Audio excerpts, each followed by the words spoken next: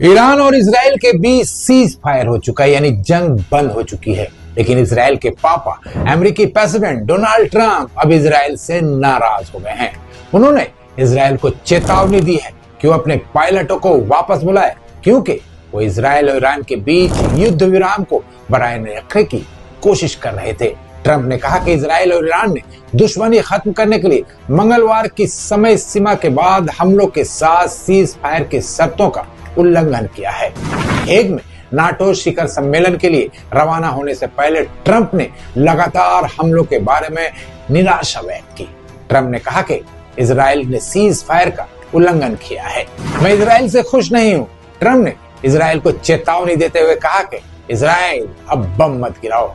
अगर तुम ऐसा करते हो तो ये बहुत बड़ा उल्लंघन है। अपने पायलटों को अभी घर ले जाओ। इससे पहले अमेरिकी राष्ट्रपति डोनाल्ड ट्रंप ने मंगलवार को कहा कि इजराइल और ईरान के बीच सीज फायर अब लागू हो चुका है। अमेरिकी राष्ट्रपति ने अपने social media platform truth social पर लिखा, अभी भी सीज फायर लागू होता है, प्लीज इसे न तोड़े। उन्होंने लिखा कि सभी को बधाई।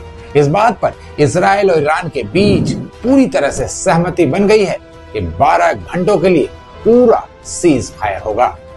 अमेरिकी राष्ट्रपति ने आगे कहा कि आधिकारिक तौर पर इजराइल और ईरान के बीच पूर्ण सीज फायर 12 घंटे यानी अब से 6 घंटे बाद लागू होगा। पहले 12 घंटे के लिए ईरान हथियार डालेगा और अगले 12 घंटे के लिए इजराइल हथियार डालेगा।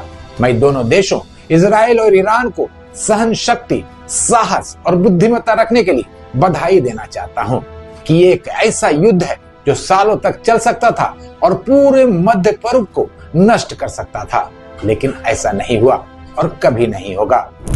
ईरान और इजराइल के बीच सीज फायर के बीच इस बात की भी मांग उठने लगी है कि गाजा में भी सीज फायर किया जाए, क्योंकि ईरान के साथ जंग के दौरान इजराइल गाजा पर लगातार बमबाजी कर रहा है। इजरायली बमबारी में आज भी लगभग 40 फिलिस्तीनी शहीद हो गए।